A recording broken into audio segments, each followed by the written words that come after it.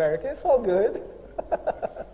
You know, but I told you this because when somebody deeply reflects on the Qur'an and studies the Qur'an, what becomes clear to them? This is separate from any effort made by a human being. This can only be the word of Allah. أَفَلَا يَتَدَبَّرُونَ الْقُرْآنَ وَلَوْ كَانَ مِنْ عِنْدِ غَيْرِ اللَّهِ لَوَجَدُوا فِيهِ اخْتِلَافًا كَثِيرًا. Why don't they reflect deeply on the Qur'an? Had it been from someone other than Allah, they would have found a lot of contradiction.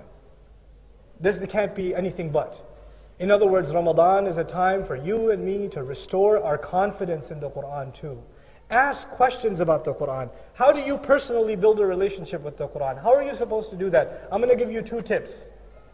I'm going to give you 2 tips on how you're supposed to do that, and then I'll finish this ayah. The ayah it's an amazing ayah. We'll just finish this ayah and our talk is done tonight. So what are the 2 tips you can help build your relationship with the Qur'an? You've heard many pieces of advice before. This is my deviant, misguided advice. It's not Islamic at all. It's psychotic mostly. But I'll share it with you anyway. Number 1, you take an ayah, you recite an ayah, you understand its meaning, and you turn it into a dua. I'll say that again. You recite an ayah, you understand its meaning, and you turn it into a what? A dua. So somebody says, how do you turn alif lam mim into a dua? Alif lam mim. No, not like that. Not like that.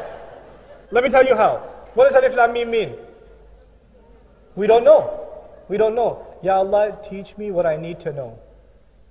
Ya Allah, teach me what I need to know. Ya Allah, keep me away from things that I don't need to know.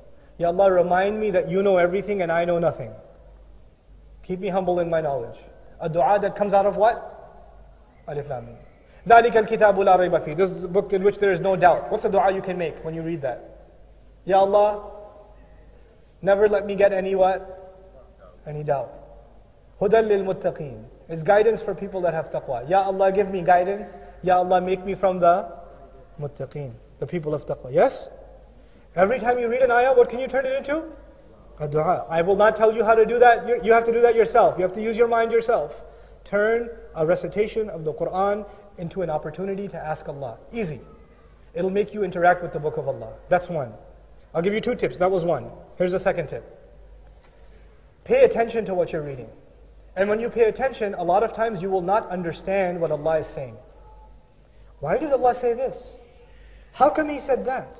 How come He said this over here, but He said that over there? Does that ever happen to you? If you're reading Qur'an, you develop what? Questions. Write your questions down.